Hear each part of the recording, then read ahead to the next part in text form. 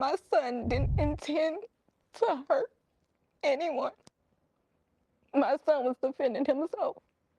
It took less than 3 hours for a jury to reject 19-year-old Karmelo Anthony's claims of self-defense in the stabbing death of 17-year-old Austin Metcalf.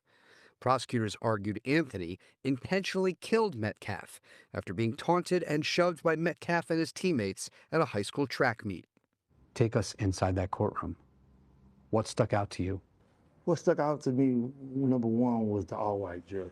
But I was trying to be, like, all right, it's not that big of a deal. I mean, the truth is on our side. At the sentencing hearing, the defense called only one witness on Anthony's behalf, his mother, Kayla Hayes. What did you tell the jury? To have mercy on my son. What do you say to his grieving family? It's unfortunate to where nobody wins. We've all been hurt by this. The roar of a packed high school track meet was replaced by something far more haunting. Athletes who had spent months preparing to chase personal records suddenly found themselves frozen in disbelief.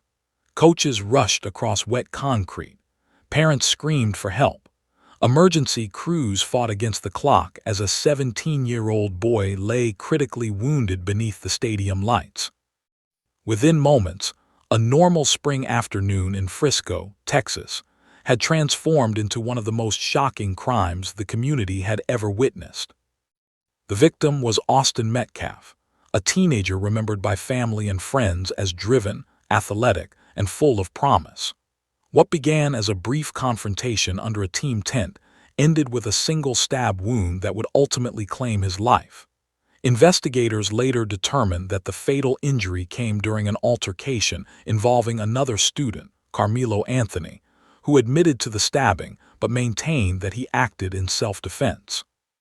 The case would divide public opinion across the country, ignite fierce online debate, and become one of the most closely watched criminal trials in Texas.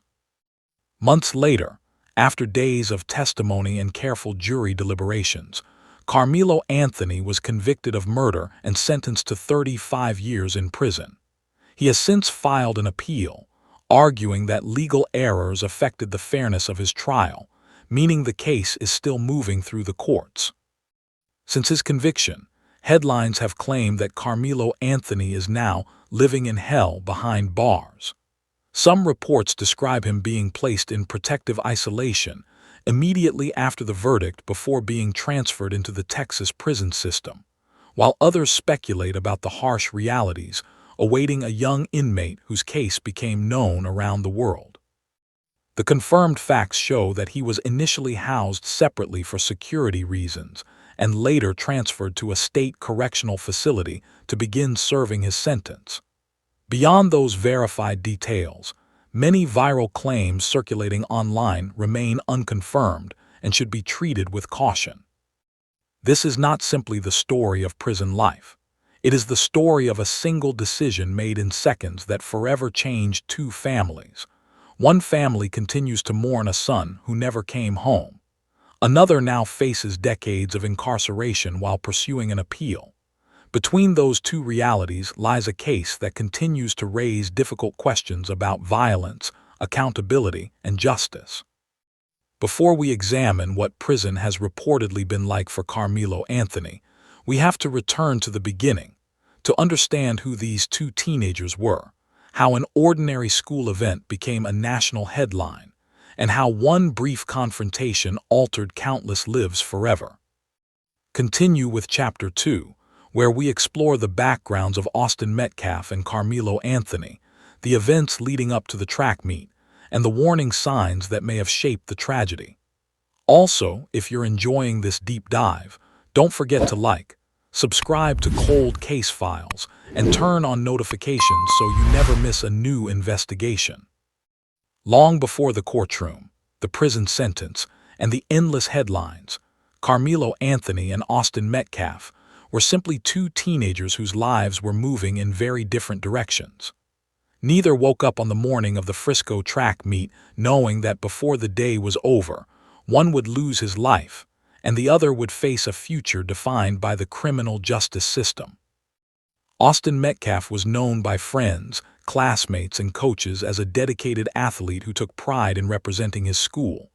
He had built a reputation for hard work and discipline, earning the respect of those around him. To the people who loved him, he was more than a competitor on the track.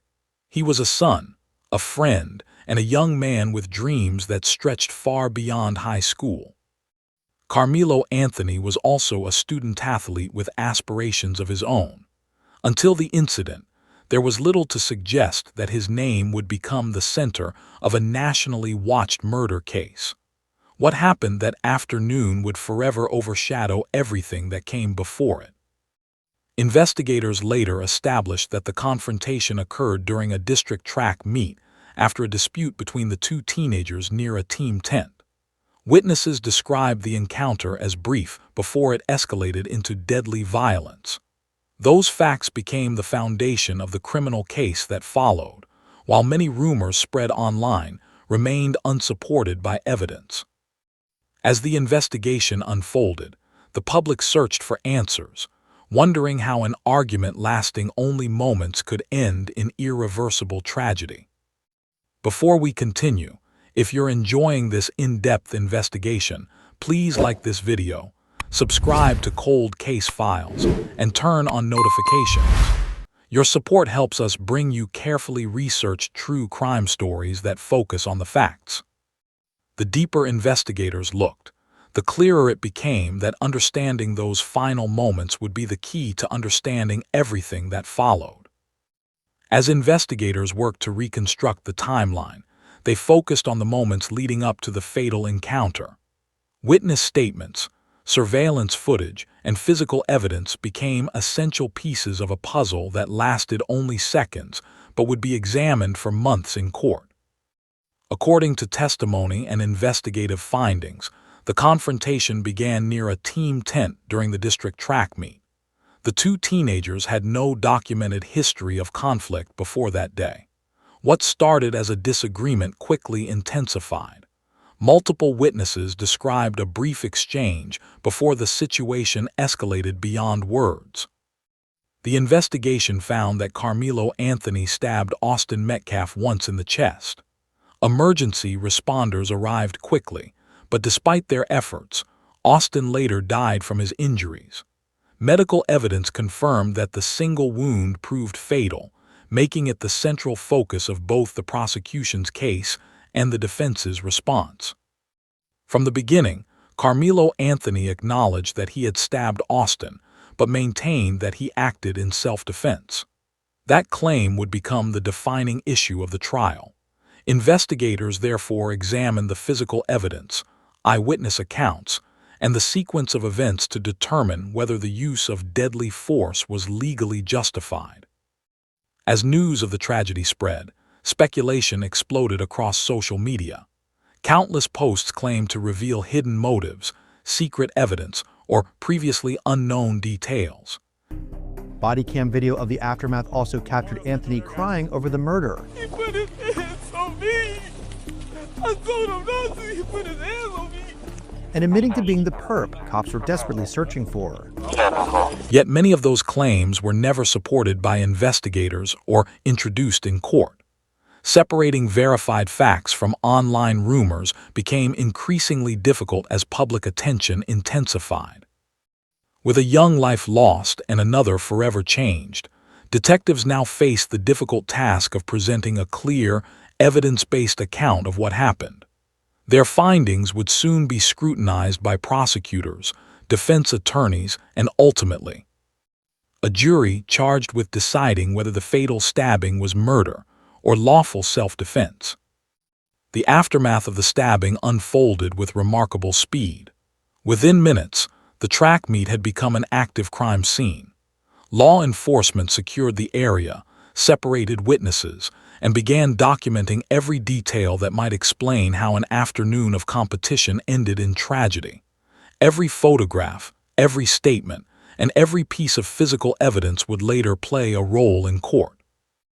Investigators collected witness accounts from students, coaches, and spectators who had been nearby. While some details varied, the evidence consistently showed that the confrontation was brief. Detectives also reviewed available video footage to establish the sequence of events leading to the fatal encounter. Alongside those recordings, forensic evidence and the medical examiner's findings helped investigators reconstruct what had happened. Karmelo Anthony was taken into custody shortly after the incident. During the investigation, he acknowledged that he had stabbed Austin Metcalf, but asserted that he acted in self-defense. That claim immediately shaped the direction of the case. Prosecutors argued that the evidence supported a charge of murder, while the defense maintained that Karmelo reasonably believed he faced an imminent threat. Determining whether that belief was legally justified would ultimately become the jury's responsibility. As the case gained national attention, countless videos, posts, and theories flooded social media. Some claimed to reveal unseen evidence or hidden motives, but many of those stories were never verified by investigators or presented during the trial. The growing wave of misinformation made it increasingly difficult for the public to separate confirmed facts from speculation. While online debate intensified, detectives remained focused on the evidence. Their investigation had one purpose: to establish exactly what occurred in those critical seconds. Soon, every finding would be tested in open court, where attorneys on both sides would present competing interpretations of the same tragic events, leaving a jury to decide whether the law supported a conviction or a claim of self-defense. The courtroom became the place where months of investigation were condensed into days of testimony. Every witness, every exhibit, and every argument centered on a single question: did the evidence prove beyond a reasonable doubt that Karmelo Anthony committed murder, or did it support his claim of self-defense? Prosecutors presented eyewitness testimony, forensic evidence, and the medical examiner's findings to reconstruct the events at the track meet. Their case argued that the fatal stabbing was not legally justified under the circumstances presented at trial. The defense, meanwhile, acknowledged that Karmelo had caused Austin Metcalf's death, but maintained that he believed he was in immediate danger, making self-defense the central issue for the jury to evaluate.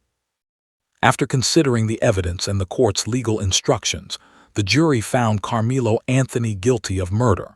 The verdict marked a turning point in a case that had captivated the nation. The judge later sentenced him to 35 years in prison, beginning a lengthy incarceration while preserving his legal right to appeal. His attorneys have since challenged the conviction, arguing that errors during the trial affected the outcome. Those appellate proceedings remain part of the ongoing legal process. For Austin Metcalf's family, the verdict represented accountability, but could never erase the pain of losing a son. For Karmelo Anthony's family, it marked the beginning of decades spent navigating the consequences of that single, irreversible moment. If you're following this case and appreciate fact-based true crime coverage, please like this video, subscribe to Cold Case Files, and turn on notifications. Your support helps us continue bringing carefully researched stories that separate verified facts from speculation. Although the trial had ended, the emotional impact of the case was far from over. Outside the courthouse, two families and an entire community were left to confront a future forever shaped by one tragic afternoon. The conviction closed one chapter of the case, but it did not bring an end to the legal battle. After sentencing, Karmelo Anthony entered the Texas prison system to begin serving his 35-year sentence while his attorneys prepared an appeal. Under the law, filing an appeal does not determine innocence or guilt again. Instead, it asks a higher court to review whether legal errors may have affected the fairness of the trial. According to court filings, the defense has argued that mistakes made during the proceedings warrant a review of the conviction. Appellate judges will examine the trial record, the legal arguments presented by both sides, and the judge's rulings before deciding whether the conviction should stand. Until that process is complete, the jury's verdict remains in effect. Meanwhile, reports about Karmelo's early time in custody quickly spread across social media. Some claimed he was living in hell behind bars, while others described harsh treatment or dangerous conditions. The verified facts are far more limited. Publicly available information confirms that he was initially placed in protective housing for security reasons before being transferred into the state prison system to serve his sentence. Beyond those confirmed details, many dramatic claims circulating online have not been independently verified and should be treated as speculation rather than fact. As the appeals process moves forward, both families continue living with the consequences of what happened at the track meet. One family continues to grieve the loss of Austin Metcalf, while the other faces the uncertainty of a lengthy prison sentence and the possibility, however uncertain, of future appellate decisions. For everyone connected to the case, time has continued to move forward. But the events of that single afternoon remain impossible to escape, leaving emotional wounds that no court ruling can completely heal. Long after the verdict was read and the courtroom emptied, the emotional weight of the case continued to ripple through the lives of everyone it touched. For the Metcalf family, no sentence could restore the future that was stolen. Austin was remembered not for the headlines, but for the life he lived, a dedicated student-athlete whose ambitions ended in a matter of seconds. Family members have continued to honor his memory, emphasizing the importance of remembering the person behind the case rather than reducing him to a news story. The Frisco community also felt the lasting impact. A school sporting event meant to celebrate teamwork and achievement became forever associated with tragedy. Students, teachers, coaches, and parents were forced to process an event that challenged their sense of safety. Vigils, memorials, and messages of support reflected a community searching for healing while mourning the loss of one of its own. At the same time, Karmelo Anthony's family faced a different kind of hardship. With their son convicted and sentenced to decades in prison, they were left navigating the emotional and legal consequences of the case while continuing to support his appeal. Public attention brought intense scrutiny, and the case became the subject of passionate debate across television, social media, and online forums. Even after the trial, opinions remained deeply divided. Some believed the verdict delivered justice based on the evidence presented in court. Others continued to argue that the appeal deserved careful consideration. Those differing views highlight how high-profile criminal cases often extend far beyond the courtroom, shaping public conversations for years. Yet beneath every legal argument and every online discussion lies an undeniable truth. One young life was lost, another was irrevocably altered, and two families continue to live with the consequences of a tragedy that can never be undone. Some true crime cases fade from public attention within weeks. Others leave a permanent mark because they force us to confront difficult questions about anger, accountability, and the irreversible consequences of a single decision. The case of Karmelo Anthony and Austin Metcalf is one of those cases. The facts established at trial tell the story of a confrontation that lasted only moments, but changed countless lives forever. Austin Metcalf never returned home to his family. His dreams, ambitions, and future ended on a track field where he had gone to compete.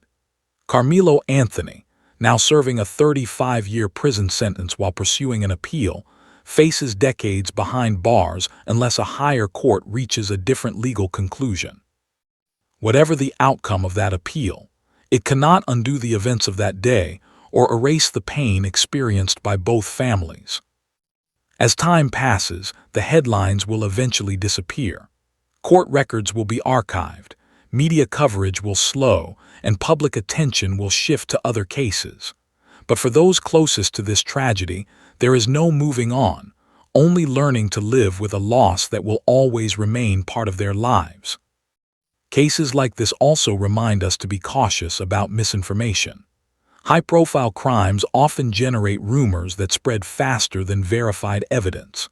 The most responsible way to understand any case is to rely on court proceedings, official records, and credible reporting rather than speculation shared online. What do you believe this case ultimately teaches us? Was justice fully served by the verdict, or are there questions that still deserve to be answered through the appeals process? Share your thoughts respectfully in the comments below. If you found this investigation informative, please like this video, share it with others, subscribe to Cold Case Files, and turn on notifications so you never miss another carefully researched true crime documentary. Until next time, stay safe, stay curious, and remember that behind every case file is a story that changed real lives forever.